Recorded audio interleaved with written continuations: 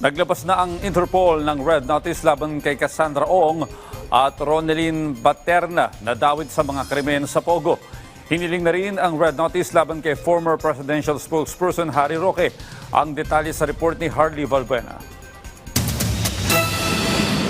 Kinumpirma ng Presidential Anti-Organized Crime Commission o PAOC na nakakuha na ang gobyerno ng Pilipinas ng red notice mula sa International Criminal Police Organization o Interpol laban kina Cassandra Ong at Ronelyn Baterna, ang dalawa sa mga akusado sa mga krimeng may kaugnayan sa Philippine Offshore Gaming Operator o POGO. Ito ay matapos mapaulat na nakalabas na ng bansa si Ong at huli itong na-track sa Japan. Ang dalawang ahensya, PAO at PCTC, ay makikipagbigay-ugnayan sa ating Department of Justice at sa National Bureau of Investigation para formal na maihatid, matransmit sa kanila itong mga red notices po na ito.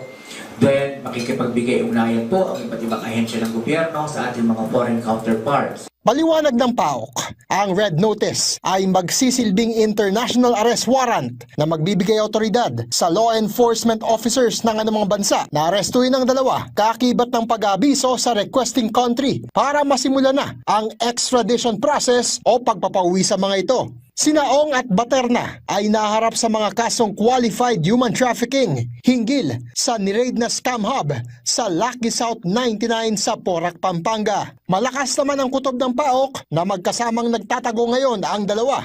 Si Pinipining Cassie Ong, mostly social media exploitation po at interviews doon sa mga common friends, mga kaibigan niya. Ang naging pasihan namin doon sa tracking niya.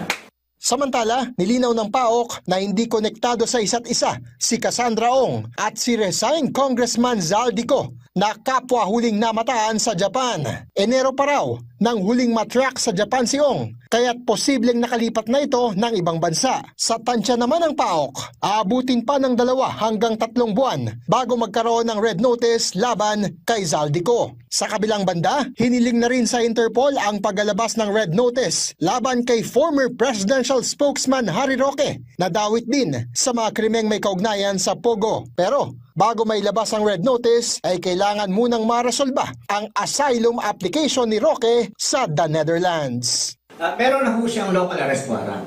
Si Ginoong Roque, na-release na po yun ng Angeles Regional Trial Court. Yun din po ang naging basehan natin para mag-apply tayo ng International Red Notice. Pero yun nga po, hanggang sa ngayon, hindi pa ho nare-resolve yun. Sa ngayon, tanging yellow notice pa lamang ang umiira laban kay Roque, kaya't bantay sarado pa lamang ang kanyang mga galaw at lokasyon. Harley Valbuena para sa Pambansang TV sa Bagong Pilipinas.